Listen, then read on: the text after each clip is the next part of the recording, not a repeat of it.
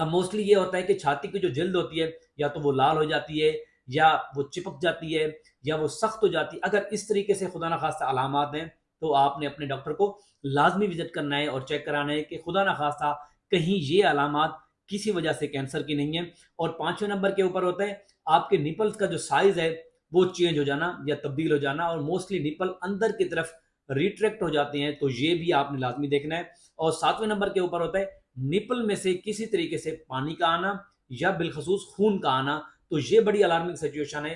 अगर इस तरीके से आपको कुछ महसूस हो रहा है या कोई अलामात हैं, तो आपने अपने डॉक्टर के पास लाजमी जाना है और उनको बताना है।